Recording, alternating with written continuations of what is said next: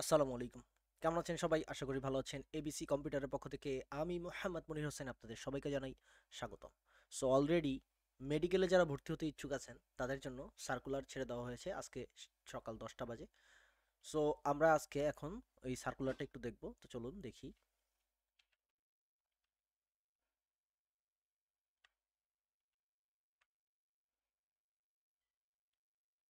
So যারা মেডিকেলে ভর্তি হতে ইচ্ছুক 23-24 বর্ষে এমবিবিএস কোর্সে যারা ভর্তি হতে ইচ্ছুক তাদের সার্কুলার চলে আসছে। সো এখানে কি বলছে আমরা যদি একটু পড়ি, যে Bangladesh medical and dental council কর্তৃক প্রণীত মেডিকেল কলেজ এবং ডেন্টাল কলেজ ইউনিটে এমবিবিএস ও পিডিএস কোর্সে শিক্ষার্থী ভর্তি নীতিমালা 2024 অনুযায়ী নির্ধারিত ছকে অনলাইনে এই যে ওয়েবসাইটটা আছে dgme.teletalk.com.bd আবেদন করতে হবে।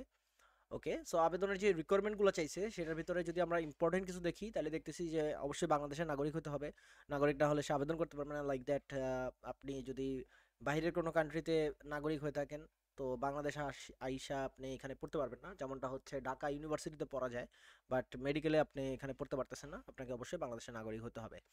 ওকে, সেকেন্ড যেটা বলা হয়েছে সেটা হচ্ছে 2023 সালে এইচএসসি, 2021 সালের এইচএসসি এবং 2022 সালের এইচএসসি, 2020 সাল, তার মানে 2020 সালে যারা এসএসসি পরীক্ষা দিয়েছেন তারাও এবার আবেদন করতে পারবেন। 2021 সাল, 22 সাল, 23 সাল এরা তো পারবেই। তার মানে 2019 সালে যারা দিয়েছেন তারা কিন্তু পারবেন না। 2020 সাল হচ্ছে সর্বনিম্ন, মানে একদম লাস্ট স্টেপ। যারা হচ্ছে এসএসসি পরীক্ষা দিয়েছেন তারা হচ্ছে এবার অ্যাপ্লাই করতে পারবেন। ওকে, দেন হচ্ছে আমরা যেটা দেখতেছি সেটা হচ্ছে বিজ্ঞান বিভাগ হতে, মানে সায়েন্সের হইতে হবে অবশ্যই, কমার্স আর্টসের হইলে হবে না।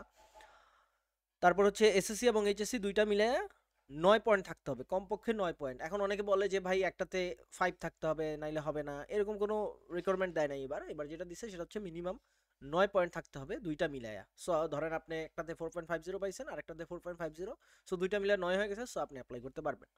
আচ্ছা, যারা হচ্ছে উপজাতীয় বা পার্বত্য জেলার উপজাতীয় প্রার্থী আছে তাদের জন্য হচ্ছে জিপিএ 8 পয়েন্ট চাওয়া হয়েছে। তবে এককভাবে কোনো পরীক্ষায় সিজিপিএ 3.50 এর কম হলে আবেদনের যোগ্য বিবেচিত হবে না। তার মানে হচ্ছে আপনি একটা পেলেন 5 আর একটা পাচ্ছেন 3, তাহলে কিন্তু 8 হইতেছে ঠিকই, কিন্তু কিন্তু আপনার ওই রিকোয়ারমেন্ট পুরো হইতেছে না। 3.50 নিচে হইলে এটা কিন্তু হবে না। ঠিক আছে, এই যে এখানে বলে বলে দেওয়া হয়েছে যে 3.50 নিচে যদি হয় তাহলে কিন্তু তারা আবেদন করতে পারবে না। ওকে, আচ্ছা, সকলের জন্য এসএসসি এ লেভেল সমমান পরীক্ষায় বায়োলজি ন্যূনতম গ্রেড 4 পয়েন্ট না থাকলে আবেদন বাতিল বলে গণ্য হবে। তার মানে বায়োলজিতে 4 পয়েন্ট থাকতে হবে। ঠিক আছে, সো বায়োলজিতে যদি আপনি খারাপ করেন তাহলে কিন্তু আপনার অ্যাপ্লাই করা যাইতেছে না। ঠিক আছে, 100 নম্বরের পরীক্ষা হবে, 1 ঘন্টার পরীক্ষা, লিখিত পরীক্ষা হবে। বায়োলজিতে হচ্ছে 30, কেমিস্ট্রিতে 25, ফিজিক্সে 20, ইংরেজিতে 15, জেনারেল নলেজে 10। ওকে, অ্যান্ড প্রতিটা ভুল উত্তরের জন্য 0.25 মার্ক কাটা যাবে। ওকে, ঠিক আছে। আচ্ছা, লিখিত পরীক্ষা 40 নম্বরের কম নম্বর প্রাপ্তরা অকৃতকার্য বলে গণ্য হবে। ভর্তিযোগ্য পরীক্ষার্থীদের মেধাক্রমে ফল প্রকাশ করা হবে। আচ্ছা, ফল প্রকাশ করা হবে সেটা আমরা জানি। আচ্ছা, তারপরে কি বলছে, এসএসসি এইচএসসি পরীক্ষায় জিপিএ মোট 200 নম্বর হিসেবে নির্ধারিত নিম্নলিখিত মূল্যায়ন করা হবে। আচ্ছা, তো প্রাপ্ত জিপিআর 15 গুণ 75 নম্বর এবং প্রাপ্ত জিপিআর 25 গুণ 125 নম্বর সর্বোচ্চ। ঠিক আছে, তার মানে যদি আপনি এখানে এসএসসিতে যদি আপনি 5 পয়েন্ট পায় থাকেন, 5, তাহলে 5 × 15, 5 15 75। আর এখানে যদি আপনি 5 পেয়ে থাকেন তাইলে হচ্ছে 5 25 125, মানে ইনটু হবে। ঠিক আছে, এইচএসসিতে হচ্ছে আপনার 25 করে আর এসএসসিতে হচ্ছে 15 করে। এইভাবে করে হচ্ছে টোটাল মার্কটা আপনি পাবেন। টোটাল হচ্ছে আপনি 200 মার্ক পাবেন এসএসসি এবং এইচএসসি থেকে। আচ্ছা, লিখিত ভর্তি পরীক্ষার প্রাপ্ত নাম্বার এবং অনুচ্ছেদ 7-এ বর্ণিত পদ্ধতিতে এসএসসি এইচএসসি পরীক্ষার প্রাপ্ত নম্বরের যোগফল ভিত্তিতে মেধাক্রম প্রণয়ন করা হবে। সো আপনার পয়েন্টটা এখানে খুব বেশি ম্যাটার করে। সো আপনি যদি ভালো পয়েন্ট পায় থাকেন তাহলে আপনার চান্সটা অনেক বেশি মেডিকেলে চান্স পাওয়ার।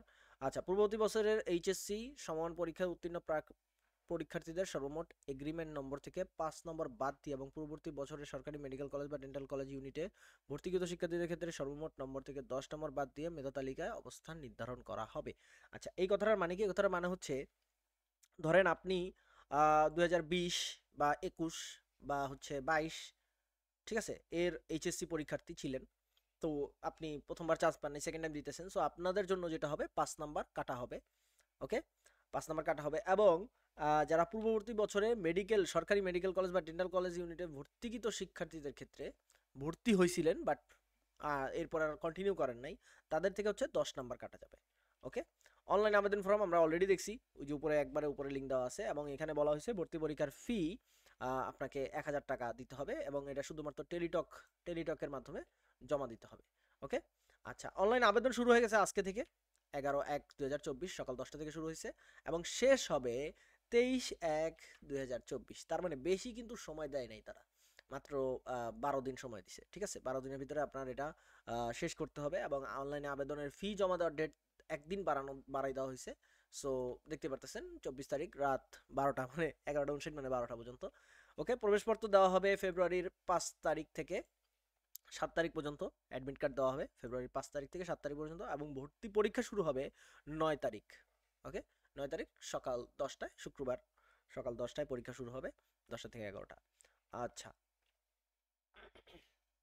এমবিবিএস ভর্তির জন্য অনলাইন ফর্ম পূরণের নিয়মাবলী এগুলো সব আমরা আপনারা ভিতরে ঢুকলেই পেয়ে যাবেন। প্রথমে হচ্ছে আপনাদের এসএসসি, আমি একটু পরে দেখাই দিতেছি বেসিক্যালি কিভাবে করতে হবে, পুরোটা দেখাবো না, জাস্ট নর্মালি থিমটা দেখাবো। আচ্ছা, নাগরিক শিক্ষার্থী 40 নম্বর পেতে পারবে। কি বলছে, এমবিবিএস কোর্সে বাংলাদেশের নাগরিক শিক্ষার্থী এইচএসসি সমান পরীক্ষা উত্তীর্ণ হওয়ার পর দেশের বাইরে এমবিবিএস কোর্সে অধ্যয়ন করতে চাইলে বাধ্যতামূলকভাবে কেন্দ্রীয় ভর্তি পরীক্ষা অংশগ্রহণ পূর্বক ন্যূনতম 40 নম্বর পেতে হবে। ওকে, সো আপনি যদি বাইরে মেডিকেলে পড়তে চান, বাইরের দেশে, দেশের বাইরে, দেখেন লেখা আছে দেশের বাইরে, যদি আপনি এমবিবিএস কোর্স অধ্যয়ন করতে চান, মানে পড়ালেখা করতে চান, তাহলে বাধ্যতামূলকভাবে আপনাকে কেন্দ্রীয় ভর্তি পরীক্ষায় অংশগ্রহণ করতে হবে। ঠিক আছে, এরপরে ন্যূনতম 40 নম্বর পেতে হবে। 40 নম্বর পাইলে হচ্ছে আপনাকে বাইরে পড়ার জন্য যেই সরকারিভাবে যেই কাগজপত্র দেওয়া হয় ওগুলো দেওয়া হবে।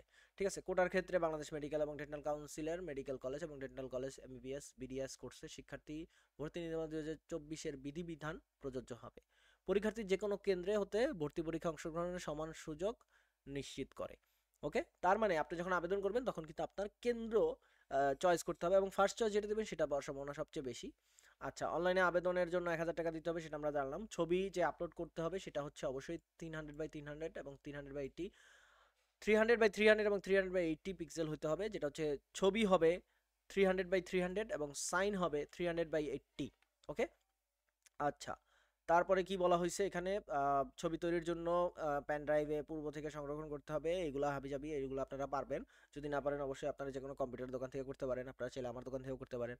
ওকে, আচ্ছা, সেকেন্ড যেটা বলছে সেটা হচ্ছে এমবিবিএস সরকারি মোট আসন। আচ্ছা, এখানে আসন যেই বিষয়টা সেটা হচ্ছে জেনারেল সিট, মানে স্বাভাবিক যার কোনো কোঠা টোঠা নাই, তাদের জন্য হচ্ছে 5233টা আসন আছে। ওকে, 5233টা আসন হচ্ছে নর্মাল মানুষের জন্য। ফ্রিডম ফাইটার মানে হচ্ছে গিয়ে যারা হচ্ছে মুক্তিযোদ্ধার নাতি পুতি খুতি, যেহেতু সন্তান এখন হইতে পারবে না, কারণ নাতি পুতি হবেই, সো তাদের জন্য আছে 108টা সিট। ট্রিবল মানে হচ্ছে গিয়ে ওই যে উপজাতি, তাদের জন্য হচ্ছে 9টা, নন ট্রিবল তাদের জন্য 3টা, ট্রিবল আদার ডিস্ট্রিক্ট 8টা, অ্যান্ড মেডিকেল কলেজ রাঙামাটির জন্য শুধুমাত্র এখানে আছে 19টা। টোটাল হচ্ছে 5380টা সিট আছে টোটাল মেডিকেলের জন্য। ওকে, অ্যান্ড এইখানে বিভিন্ন মেডিকেল কলেজের নাম, আসন সংখ্যা দেওয়া আছে। সো আপনারা এই পিডিএফটা ডাউনলোড করে নিয়ে দেখতে পারেন যে কোথায় কত মেডিকেল, মানে কত সালে এটা তৈরি হয়েছে, জেনারেল সিট আছে কয়টা, ফ্রিডম ফাইটার কয়টা, টোটাল সিট কয়টা, এগুলো দেখে আপনারা চয়েস দিতে পারেন যে আপনারা কোন কোন মেডিকেলে, মানে আপনাদের চয়েস লিস্টে রাখবেন, কারণ যখন অ্যাপ্লাই করবেন তখন হচ্ছে মেডিকেল চয়েস লিস্ট দেওয়া লাগে।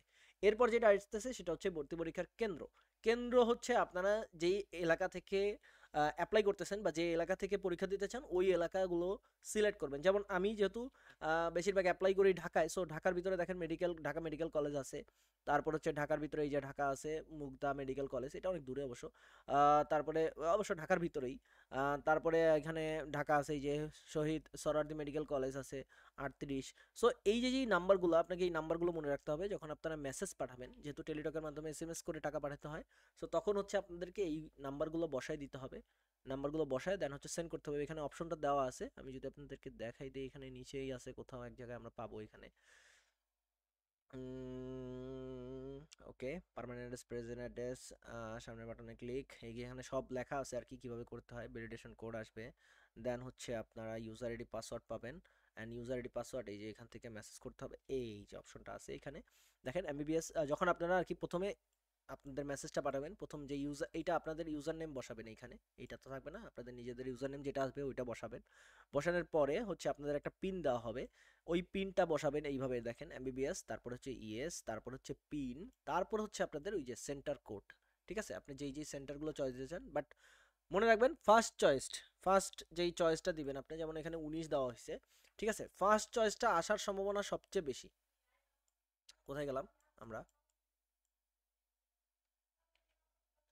হুম,